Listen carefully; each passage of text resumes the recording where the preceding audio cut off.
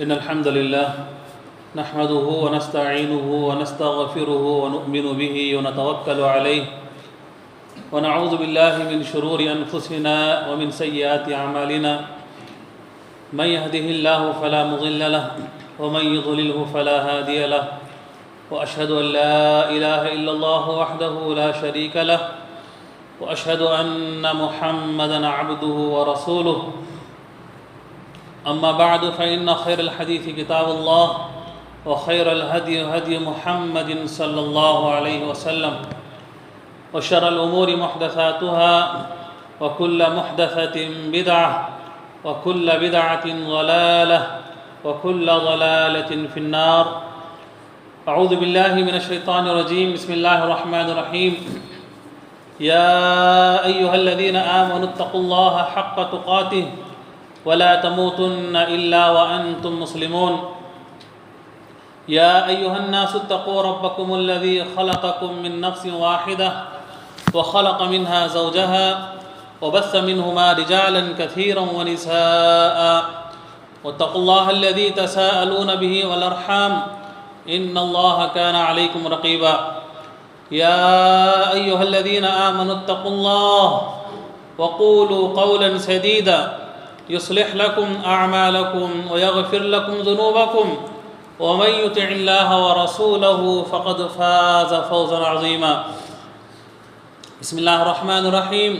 قاف والقرآن المجيد بل عجبوا أن جاءهم منذر منهم فقال الكافرون هذا شيء عجيب أإذا متنا وكنا ترابا ذلك رجع بعيد قد علمنا ما تنقص الأرض منهم وعندنا كتاب حفيظ بل كذبوا بالحق لما جاءهم فهم في أمر مريج أفلم ينظروا إلى السماء فوقهم كيف بنيناها وزيناها وما لها من فروج والأرض مددناها وألقينا فيها رواسي وأنبتنا فيها من كل زوج بهيج تبصرة وذكرى لكل عبد منيب ونزلنا من السماء ماء مباركا فأنبتنا به جنات وحب الحصيد والنخل باسقات لها طلع نضيد رزقا للعباد وأحيينا به بلدة ميتا كذلك الخروج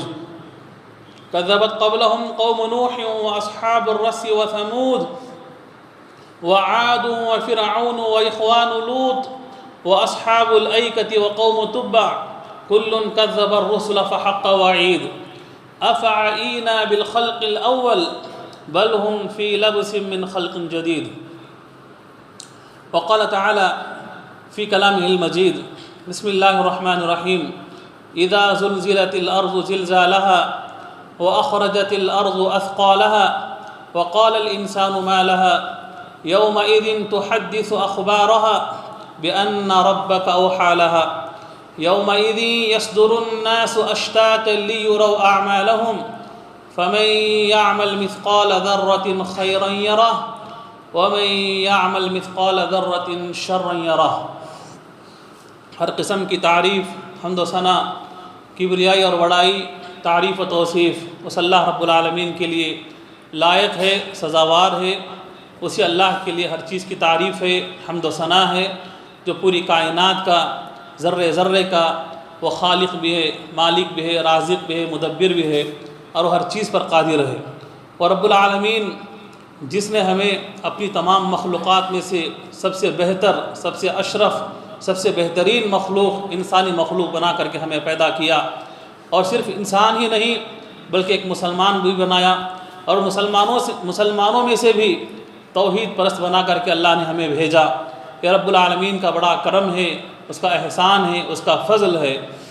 اور اس اللہ تعالیٰ نے ہمیں توحید پرست بنانے کے بعد دنیا میں آزاد نہیں چھوڑا کہ ہم جی چاہیں من چاہے زندگی گزاریں، بلکہ ہماری رہنمائی کرنے کے لیے، ہمیں سیدھے راستے پر چلانے کے لیے اللہ تعالیٰ نے نبیوں میں سے آخری نبی جناب محمد رسول اللہ صلی اللہ علیہ وسلم کا امتی بھی بنایا. ان گنت درود و سلام ہو تمام نبیوں پر، خصوصاً ہمارے آخری نبی پر، جن کی کوششوں سے، جن کی محنتوں سے یہ دین اسلام ہم تک پہنچا ہے. اللہم صلی علی محمد وعلی آل محمد کما صلیت علی ابراہیم وعلى آل إبراهيم إنك حميد مجيد اللهم بارك على محمد وعلى آل محمد كما باركت على إبراهيم وعلى آل إبراهيم إنك حميد مجيد۔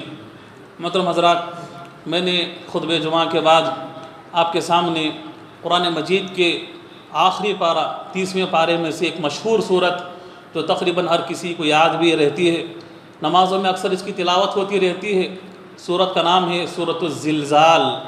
اس صورت کی میں نے تلاوت کی ہے، مشہور صورت ہے، آپ بارہا سنتے رہتے ہیں، لیکن معنی مفہوم سمجھنا بھی ہمارے لیے اتنا ہی ضروری بھی ہے۔ جو حالات کے حساب سے میں نے جس حالات سے ہم چل رہے ہیں اس کی مناسبت سے میں نے اس صورت کی تلاوت آپ کے سامنے کی ہے۔ سب سے پہلی آیت اس صورت کی میں سرسری طور پر آپ کے سامنے اس کا ترجمہ پیش کر دیتا ہوں۔ اللہ رب العالمین نے اس صورت کے اندر فرمایا اذا زلزلت الارض زلزالہا، اے میرے بندوں سنو، جب اس زمین کو پوری طریقے سے ہلا دیا جائے گا، یہ زمین جھنجھوڑ دی جائے گی، وَأَخْرَجَتِ الْأَرْضُ أَثْقَالَهَا، اس زمین کے اندر جو بھی چھپایا ہوا ہوگا، جو بھی دفن کیا ہوگا، اس ساری چیزوں کو زمین نکال کے اوپر پھینکے گی۔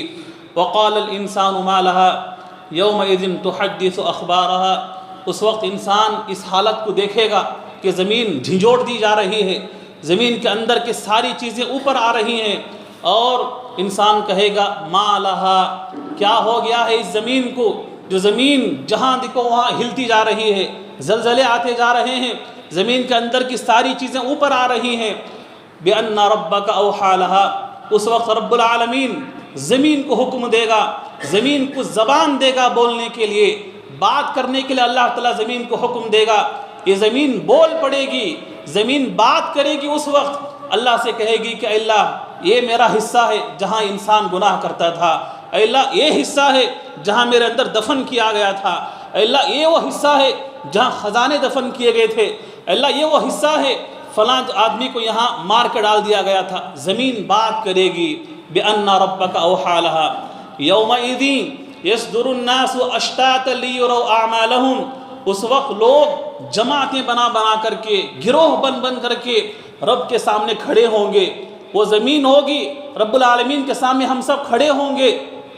فَمَن يَعْمَلْ مِثْقَالَ ذَرَّةٍ خَيْرًا يَرَهُ وَمَن يَعْمَلْ مِثْقَالَ ذَرَّةٍ شَرًّا يَرَهُ، جب لوگ جوق در جوق جماعتیں بنا کر، گروہ بنا کر رب العالمین کے سامنے کھڑے ہوں گے، تو وہ دن ایسا دن ہوگا کہ رب العالمین فرماتا ہے کہ جو انسان اس دنیا کے اندر ذرہ برابر بھی، فَمَن يَعْمَلْ مِثْقَالَ ذَرَّةٍ، ذرہ کہتے ہیں عربی زبان میں ریتی کے اندر، اس بالوں کے اندر دھوپ سے جو چمکنے والی جو چیز ہوتی ہے، دھوپ سے چمکتی ہے، آپ اس کو پکڑ نہیں سکیں گے، اتنی چھوٹی ہوتی ہے وہ چیز، لیکن چمکتی ضرور ہے، لیکن آپ کے ہاتھ میں مل نہیں پاتی۔ آپ اس کو لینا چاہیں گے 10 چیزیں اور مل جائیں گی، ریتی آپ کو ہاتھ لگ جائے گی۔ اتنی چھوٹی سی نیکی بھی اگر انسان دنیا کے اندر کیا ہوگا، اللہ تعالیٰ اس نیکی کو بھی اپنے بندے کے ہاتھ میں دے گا۔ اس ذرے کے برابر بھی اگر کسی نے گناہ کیا ہے، نافرمانی کیا ہوگا، کسی کا حق مارا ہوگا، اس ذرے کے برابر بھی اللہ تعالیٰ اس کی سزا بندے کے ہاتھ میں دے گا وہاں پر۔ یہ سورت کا خلاصہ ہے، یہ اس سورت کا ترجمہ ہے۔ محترم حضرات، سورت کا نام ہے سورۃ الزلزال۔ اسی سے ایک جملہ ہم بارہا سنتے ہیں، زلزلہ، جو آج دنیا کے اندر زلزلے ہوتے ہیں۔ فی الحال 2-3 دنوں کے اندر ہم یہ خبر بار بار سنتے بھی آ رہے ہیں، پڑھتے بھی آ رہے ہیں۔ ترکی کے اندر، سیریا کے اندر جو زلزلے پچھلے 2-3 دنوں کے اندر ہوئے، کتنی تباہی ہوئی ہے، کتنا جو ہے نقصان ہوا۔ یہ جو زلزلہ جو ہم سنتے ہیں لفظ، اصل میں عربی زبان کا لفظ ہے یہ۔ زلزلہ کے معنی جھنجھوڑ دے جانا، اسی سے سورت کا نام بھی ہے سورۃ الزلزال۔ آیت کی شروعات بھی یہیں سے ہوتی ہے، سورت کی شروعات بھی اسی سے ہوتی ہے، اذا زلزلت الارض زلزالہا۔ اللہ تعالیٰ جب زمین کو ہلا کے رکھ دے گا، پوری کی پوری زمین، یہ تو صرف ترکی کے اندر کی بات ہے، یہ تو سیریا کے اندر کی بات ہے، ایک دن ایسا بھی آئے گا پوری زمین ہلا دی جائے گی، اس وقت انسانوں کی حالت کیا ہوگی۔ آج کی رپورٹ کے مطابق 19,000 لوگ موت کے لقمے میں چلے گئے ہیں۔ یہ تو صرف آفیشیل رپورٹ کے مطابق 19,000 جانے گئی ہیں، اب نہ جانے کتنے لاکھوں کتنے ہزاروں کی تعداد میں زمین میں دفن ہو گئے ہیں، اس کا کوئی عطا پتہ نہیں ہے۔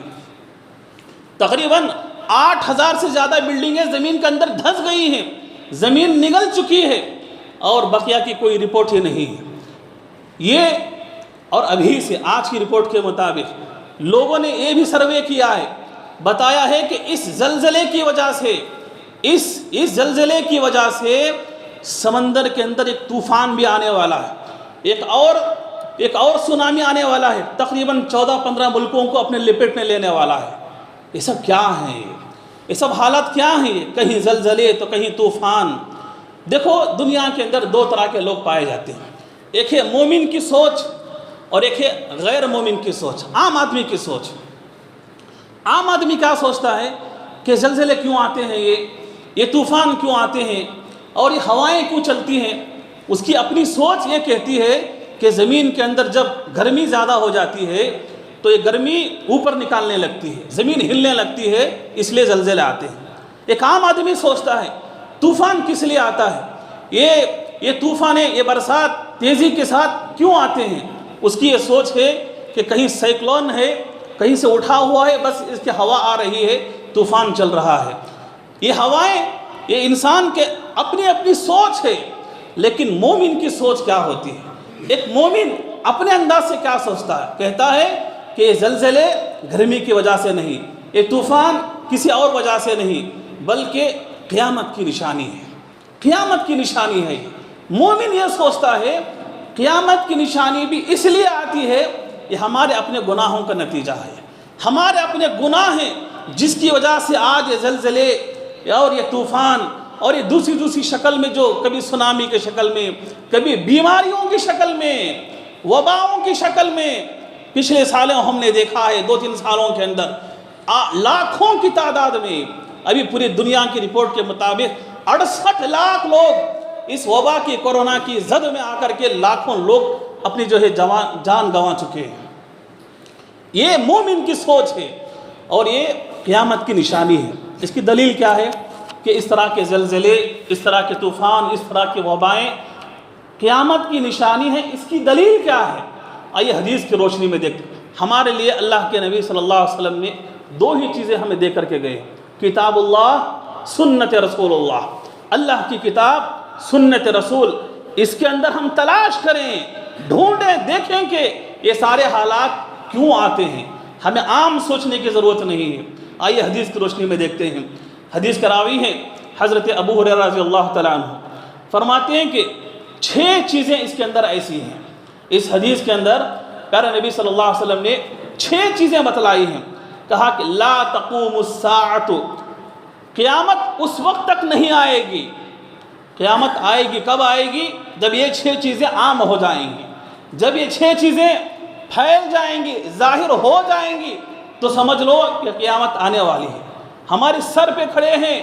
پیارے نبی صلی اللہ علیہ وسلم نے ایک صحابی کو جب یہ حدیث بتا رہے تھے، بازو صحابی بیٹھے ہوئے تھے، ہاتھ لمبا کر کے نبی نے کہا کہ اے میرے صحابی دیکھو، جتنا میرا ہاتھ تمہارے سر سے قریب ہے، قیامت اتنے قریب آ جائے گی، تم قیامت سے اتنا قریب چلے جاؤ گے جب یہ 6 چیزیں ہو جائیں گی۔ سب سے پہلی چیز پیارے نبی صلی اللہ علیہ وسلم فرماتے ہیں حتی یقبض العلم، جب اللہ تعالیٰ علم کو اٹھانا شروع کرے گا، علم کو اللہ تعالیٰ اٹھا لے گا۔ کون سا علم؟ قرآن کا علم، حدیث کا علم، شریعت کا علم جب اللہ تعالیٰ اٹھانا شروع کرے گا، یہ علم، قرآن کا علم، حدیث کا علم اللہ تعالیٰ ایک ہی جھٹکے میں نہیں اٹھائے گا کہ راتوں رات ہم سوئے، صبح اٹھ کر کے دیکھیں کہ سارا علم ختم، کہیں قرآن نہیں، کوئی حدیث نہیں، ایسا نہیں ہے۔ اللہ تعالیٰ دھیرے دھیرے اس علم کو اٹھائے گا۔ کیسے اٹھائے گا؟ سب سے پہلے اللہ تعالیٰ علم والوں کو اٹھائے گا، جو علم کے بڑے بڑے علماء ہیں، بڑے بڑے کبار علماء ہیں، جو پوری دنیا کو جو ہے علم کی روشنی میں روشن کرنے والے ہیں، ایسے بڑے بڑے علماء اس دنیا سے اٹھ جائیں گے۔ دیکھیں کتنے ان 10-15 سالوں کے اندر کیسے بڑے بڑے حدیث کا ذخیرہ جمع کرنے والے علماء اور اپنے علم کی روشنی میں فتوے دینے والے علماء، اور اس بیماری کے ضد میں کیسے کیسے علماء جو اٹھ گئے۔ اللہ تعالیٰ ان علماء کے ذریعے سے علم اٹھا لے گا تو سمجھ لو قیامت تمہارے بالکل قریب ہے۔ یہ پہلی نشانی۔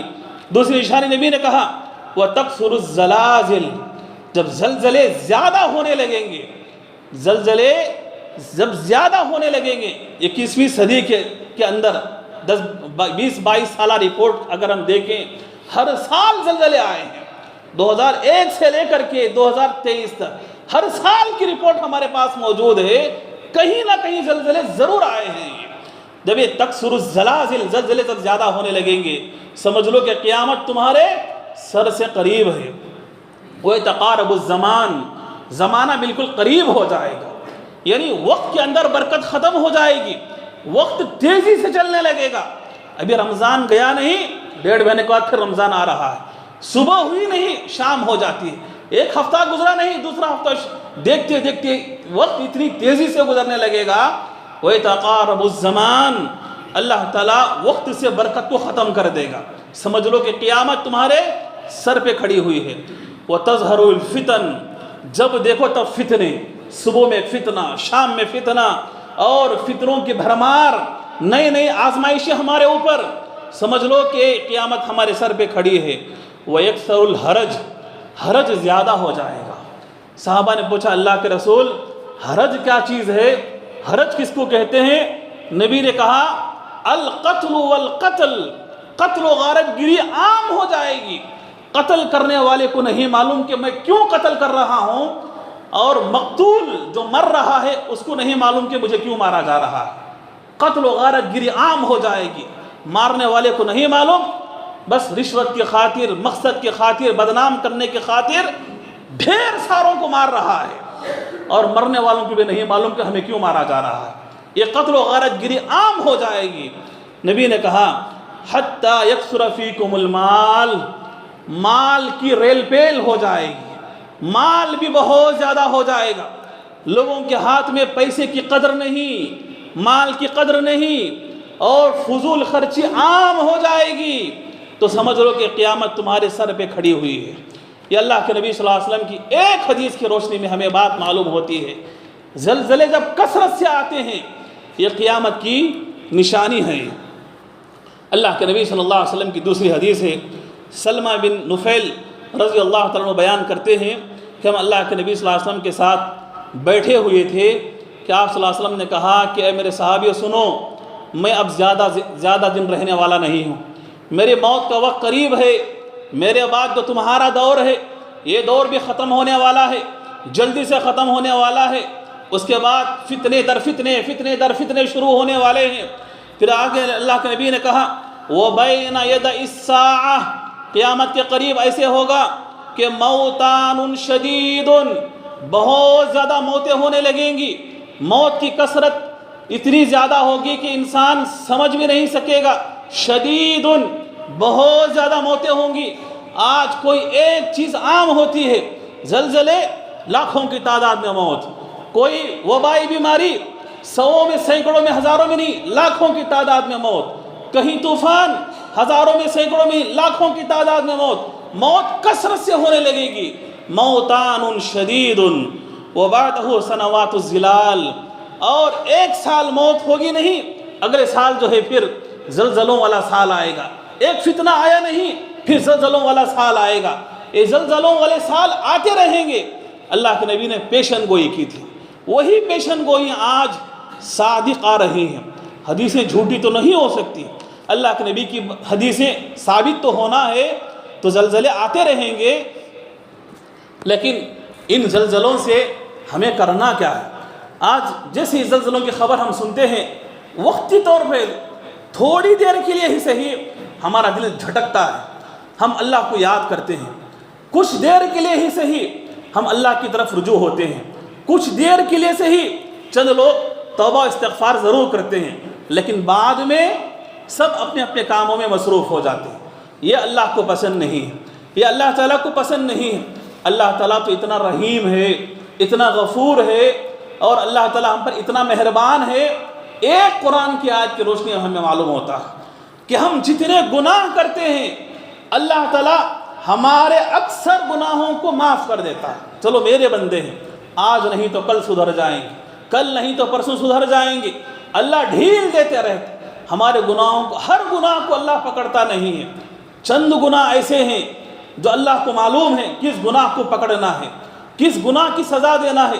چند گناہوں کی وجہ سے آج یہ سزائیں ہمیں دیکھنے کو مل رہی ہیں، زلزلوں کی شکل میں، بیماریوں کی شکل میں، طوفان کی شکل میں، پتہ نہیں اور کون کون سی چیزیں ہمارے اوپر آنے والی ہیں. چند گناہوں کی سزائیں ہیں یہ. اللہ کہتا ہے قرآن مجید کے اندر، سورہ فاطر کے اندر، وَلَوْ يُؤَاخِذُ اللَّهُ النَّاسَ بِمَا كَسَبُوا، لوگ جو گناہ کرتے ہیں اگر اللہ ہر گناہ کو پکڑنے کے لیے آئے، ہر گناہ پہ سزا دینے لگے، مَا تَرَكَ عَلَى ظَهْرِهَا مِن دَابَّةٍ، انسان کے گناہوں کی وجہ سے انسان تو انسان اس روئے زمین پر جانوروں کو بھی کھانے کے لیے نہیں ملے گا. اگر اللہ ہر گناہ پہ سزا دینے لگے، انسان تو انسان اس روئے زمین پر، انسانوں تو چھوڑو، جان دابا کہتے ہیں رینگنے والے جانور، یہ کتے، یہ بلی اور یہ سب گائے بیل، یہ رینگنے والے جانوروں کو کھانا بھی نصیب نہیں ہوگا. اللہ ایسے محروم کر دے گا. لیکن اللہ ہر گناہ کو پکڑتا نہیں، چھوڑ دیتا ہے، معاف کر دیتا ہے. اللہ رحیم ہے، اللہ کریم ہے ہمارے اوپر، اللہ رحم کرتا، چھوڑ دیتا ہے. اس آیت کی روشنی میں عبداللہ ابن مسعود رضی اللہ تعالیٰ بیان کرتے ہیں کہ اللہ تعالیٰ کتنا بڑا رحیم ہے، اور ان گناہوں کی وجہ سے اللہ اگر پکڑنے پہ آئے، انسان تو انسان، جانوروں کو کھانا بھی نصیب نہیں ہوگا. اس آیت کی روشنی میں لکھتے ہیں تفسیر ابن کثیر کے اندر، ایک کیڑا جو جنگل میں اندر، جنگلوں میں درختوں کے اندر گوبر کھانے والا کیڑا ہوتا ہے جس کو گوبریا کہتے ہیں، اس کیڑے کی خوراک ہی گوبر ہے، اس کیڑے کی کھاد ہی گوبر ہے. گوبر کے اندر جانا، گوبر کو جمع کرنا، گول لنڈا بنانا اور ڈھکل ڈھکل کے اپنے بل کے اندر لے جانا، اپنے بچوں کو کھلانا، اس کی غذا ہی گوبر ہے. عبداللہ ابن مسعود فرماتے ہیں اگر اللہ تعالیٰ ہر انسان کے گناہ کو پکڑنے پہ آئے، سزا دینے پہ آئے، انسانوں کو خوراک تو دور کی بات، اس جانور، اس کیڑے کو گوبر بھی نصیب نہیں ہوگا، وہ کیڑا بھی بھوکا مر جائے گا. لیکن اللہ ہر گناہ کو پکڑتا نہیں ہے، اللہ ہر گناہ کی سزا دیتا نہیں ہے، دنیا میں ڈھیل دیتا ہے. بندے آج سدھرتے ہیں، آج سدھرتے ہیں، آج سدھریں گے. اور اس کے بعد یہ زمین، یہ زلزلوں کے تعلق سے علامہ ابن قیم رحمہ اللہ بڑے جید عالم ہیں، سعودی عرب کے بڑے جید عالم ہیں. ان کی کتاب ہے الجواب الکافی، اس کے اندر انہوں نے ایک بات لکھی ہے کہ یہ زلزلے اس وجہ سے بھی آتے ہیں، اس وجہ سے بھی آتے ہیں جس روئے زمین پر گناہ زیادہ ہوتے ہیں وہاں کی زمین تاب نہ لاتے ہوئے، وہاں کی زمین برداشت نہ کرتے ہوئے اللہ کے ڈر سے کبھی تڑپ جاتی ہے زمین، اللہ کے ڈر سے کہ اللہ میرے اوپر ایسے گناہ ہو رہے ہیں کہ جس کی وجہ سے میں تڑپ جا رہی ہوں، زمین ہلنے لگتی ہے. انہوں نے یہ بات بھی لکھی ہے. ایک تو اللہ کا حکم ہے زلزلوں کا آنا، دوسری بات یہ معلوم ہوتی ہے کہ زمین کبھی کبھی خود اللہ سے ڈر کے کانپنے لگتی ہے، ہلنے لگتی ہے. اس وجہ سے بھی جو ہے یہ بلڈنگیں زمین میں دھسنے لگتی ہیں، زمین ہلنے لگتی ہے. اس ترکیہ کے اندر جو زلزلہ آیا ہے، کیا ہے وہاں پر؟ توحید کی کمی ہے، توحید کی کمی ہے وہاں پر، جہاں پر صوفیزم زیادہ ہے، صوفیوں کی بھرمار ہے. آپ شاید ایک وہ جو ڈرامہ جو چلتا ہے ارطغرل کے نام سے، شاید آپ اس کے اندر آپ نے غور کیا ہوگا، کہیں بھی قرآن و حدیث کا نام لینے پر ایک چیز بھی نہیں. اور اس کے اندر اپنے مذہب کو، اپنی صوفیزم کو بڑھانے کے لیے اس ڈرامے کو انہوں نے طول دیا، بڑھایا، ہر زبان کے اندر اس کو پھیلایا. اردو جہاں جہاں زبانیں چلتی ہیں اس کو انہوں نے پھیلایا. اور اس سے بڑھ کر ایک اور دھوکہ انہوں نے دیا، ایک اور دھوکہ انہوں نے دیا کہ جتنے علم کے خزانہ رکھنے والے بڑے بڑے جید علماء ہیں، ان ناموں میں سے ایک نام ہے ابن العربی رحمہ اللہ. بڑی زبردست کتابیں انہوں نے عقیدے کے بارے میں لکھی ہیں. ابن العربی، ان لوگوں نے ایسا بھی دھوکہ دیا اس ڈرامے کے اندر، سیریل کے اندر، کہ اس کے اندر ابن عربی کے نام سے ایک ایسا شخص بھی گزرا ہے. دو نام ہیں الف لام کے ساتھ. ابن العربی بڑے اچھے جید عالم تھے، عقیدے کی زبردست بڑی بڑی کتابیں انہوں نے لکھی ہیں. آج بھی عرب کے اندر بڑے بڑے یونیورسٹیوں میں ان کی کتابیں پڑھائی جاتی ہیں. ایک دوسرا شخص ایسا بھی گزرا ہے جس کا نام ہے ابن عربی.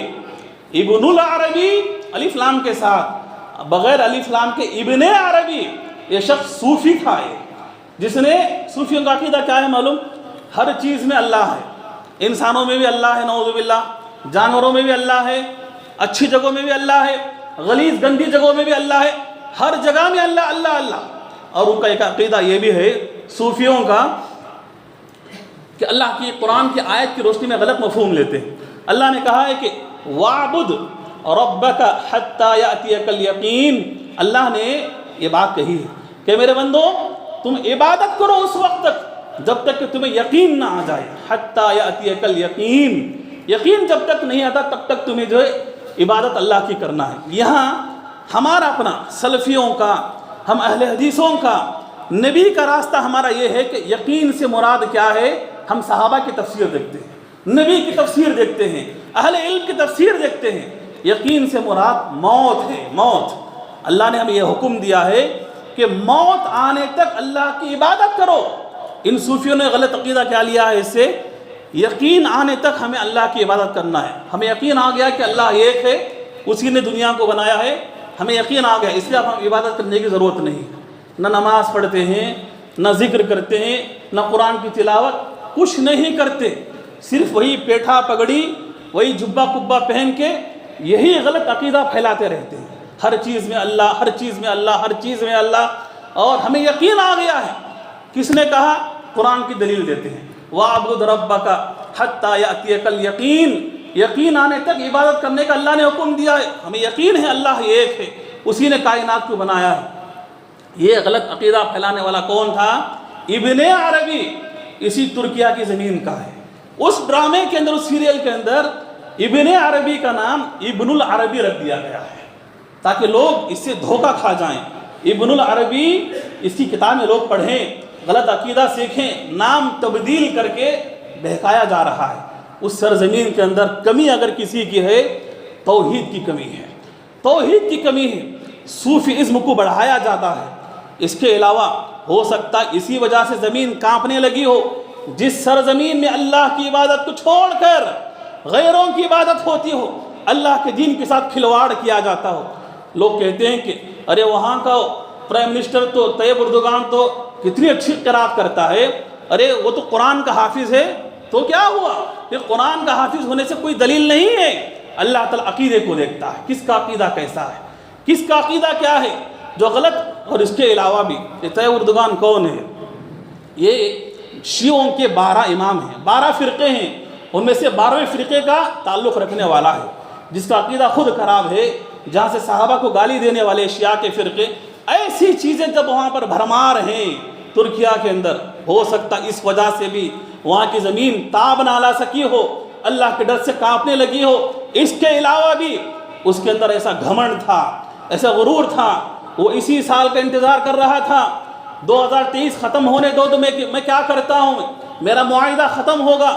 اللہ تعالیٰ نے کمر توڑنے کے لیے بھی ایسی جو سزائیں دیتا ہے، اللہ عالم، اللہ بہتر جانتا ہے۔ اسی لیے آدمی اپنے حد میں رہنا چاہے، غرور نہ ہو، گھمنڈ نہ ہو، تکبر نہ ہو، ایک اللہ کی عبادت کریں، توحید کو ہم پھیلائیں۔ اللہ تعالیٰ ایسی آفتوں سے، مصیبتوں سے اللہ تعالیٰ ہمیں بچا لیتا ہے۔ اور اسی طریقے سے عذاب کو دینے والے، عذاب کو بلانے والے کچھ اور گناہ بھی ہیں۔ پیارے نبی صلی اللہ علیہ وسلم کی حدیث ہے، اذا استباحوا الزنا، جب لوگ حرام کو حلال کرنے لگیں گے، حرام چیز کو حلال کرنے لگیں گے، شراب حرام ہے، حلال کا نام دے کر لوگ پینے لگیں گے، اور وَضَرِبُوا بِالْمَغَانِي، گانے بجانے حرام ہیں، حلال کا نام دے کر لوگ کرنے لگیں۔ آج دیکھو سب اسکولوں میں وہی، سب کالجوں میں وہی، سب جگہ گھر گھر کے اندر دیکھو، گھروں کی تو دور کی بات، مسجدوں کے اندر بھی کسی کا موبائل بجنے لگتا ہے تو نماز کے اندر بھی گانے بجانے۔ پچھلے دنوں ایک کسی کی میت کے اندر گیا، قبر کے اندر وہ شخص میت کو اتار رہا ہے، موبائل سے رنگ ٹون بجا، گانے بجنے کی آواز آ رہی ہے، وہاں سے گانے رنگ ٹون کے اندر، قبر کے اندر بھی۔ اب بچا کہاں پر ہے یہ گانے بجانے؟ اللہ کے نبی فرماتے ہیں جب کسی قوم کے اندر شراب عام ہو جائے گی، لوگ حلال نام بدل کر کے پینے لگیں گے، اور یہ گانے بجانے جب لوگ، ماڈرن دور ہے، سکھانا پڑتا ہے، مجبوری اللہ تعالیٰ دیکھتا نہیں ہے۔ ایسے وقت میں پیارے نبی صلی اللہ علیہ وسلم فرماتے ہیں فقال للارض، اللہ زمین سے کہتا ہے تزلزلی بہم، اے زمین تو جھنجھوڑ دے ان کو، اے زمین تو ہلا دے ان کو، فَإِن تَابُوا وَنَزَعُوا، توبہ کر لیتے ہیں تو چھوڑ دینا، وَإِلَّا هَدَمَهَا عَلَيْهِمْ، یہ مانتے نہیں ہیں ان کو پلٹ دینا ہے ان کو۔ اللہ اکبر، یہ صاف صاف حدیثیں ہیں پیارے نبی صلی اللہ علیہ وسلم کی، کہ جس کے اندر ہمیں تعلیم دی گئی ہے ایسے حرام چیزوں سے ہمیں دور رہنا ہے۔ اس کے علاوہ ایک اور چیز، جب اس طرح کے گناہ وہاں پائے جاتے ہیں، وہاں تباہی آتی ہے، ہمیں خاموش نہیں رہنا ہے، ہمیں خاموش نہیں رہنا کہ ہم سیف ہیں، ہمیں کچھ نہیں ہے، ہمارا علاقہ اچھا ہے، بارش کے اعتبار سے، ماحول کے اعتبار سے، موسم کے اعتبار سے ہم بہت اچھے ہیں۔ یہ ہماری غلط فہمی ہے، یہ ہمارا دھوکہ ہے، یہ دھوکہ ہی ہمیں لے کے ڈوبے گا۔ کیا کرنا ہے ہمیں؟ ہم پورے گاؤں کو باڑی نہیں ڈال سکتے، ہم سب کو سدھار نہیں سکتے، ہم خود اپنے آپ سے ہم بچ جائیں، ہم ہر انسان اپنے آپ کی جو ہے کمزوری دیکھ کر کے سدھرنے لگے کہ میں گناہوں سے بچ جاؤں، میرا گھر بچ جائے، میرا محلہ بچے۔ ایسے ہر کوئی انسان کے اندر سوچ آئے تو شاید اس گناہ سے، اس آفتوں سے ہم بچ سکتے ہیں۔ ایک مثال، اگر ہم خاموش رہے، گناہ ہوتے رہیں، ہم خاموش رہیں کہ میں نمازی ہوں، میں دیندار ہوں، ہماری مسجد اچھی ہے، ہمارا محلہ، باقی کچھ بھی جائے ہمیں کیا لینا دینا، یہ سوچ اگر کسی کے اندر آئی تو بخاری کی ایک حدیث، اس کی ایک مثال اپنی بات ختم کر دیتا ہوں۔ اللہ کے نبی صلی اللہ علیہ وسلم نے مثال دی ہے، ایک کشتی سمندر کے اندر جاتی ہے، پانی کا انتظام پینے کے لیے 2 منزلے کی کشتی تھی، پینے کے لیے پانی کا انتظام اوپر کی منزلے میں تھا، نیچے والے پانی لینے کے لیے اوپر جاتے تھے۔ اوپر والوں نے جو ہے ناراض ہونا شروع کیا، کیا یہ لوگ بار بار نیچے سے اوپر پانی لینے کے لیے آتے ہیں؟ ان کی ناراضگی کو دیکھ کر نیچے والوں نے سوچا کہ کیوں بار بار ہم ان کو ناراض کرنے کے لیے جائیں، بھئی ہمیں پانی چاہیے نا استعمال کے لیے، پینے کے لیے۔ کشتی کہاں جا رہی ہے؟ پانی کے اندر جا رہی ہے، سمندر کے اندر جا رہی ہے، کیوں ہم بار بار اوپر جائیں؟ ایسا کریں گے کشتی کو سوراخ کریں، یہیں سے پانی لینا شروع کریں گے۔ اللہ کے نبی فرماتے ہیں اگر وہ سوراخ کرنے لگے، اوپر والے دیکھتے رہیں کہ خاموشی کے ساتھ تماشا دیکھتے رہیں کہ دیکھتے ہیں کیا ہوتا ہے۔ سوراخ کرنے کے بعد پانی اندر آئے گا، دیکھتے ہیں کیا ہوگا۔ کیا ہوگا؟ سارا پانی کشتی کے اندر آئے گا، صرف نیچے منزلے والے نہیں، پوری کی پوری کشتی ڈوب جائے گی۔ ایسے ہی معاشرے کی مثال اللہ کے نبی نے دی ہے۔ اگر اپنے معاشرے کے اندر ایسے گناہ ہوں، جتنا ہم سے ہو سکے ہاتھ سے روک سکتے ہیں، زبان سے روک سکتے ہیں، کم سے کم دل میں برا جان سکتے ہیں، اتنا تو بھی جو ہم کم سے کم کریں، ان گناہوں کی وجہ سے اللہ کا عذاب آنا بند ہو سکتا ہے۔ اللہ سے دعا ہے کہ اللہ تبارک و تعالیٰ جتنی باتیں ہم نے سنی ہیں، اللہ تعالیٰ ہمیں گناہوں سے بچتے ہوئے، دین پر قائم رہتے ہوئے، توحید پر چلتے ہوئے، نبی صلی اللہ علیہ وسلم کی سنتوں پر عمل کرنے والا بنائے۔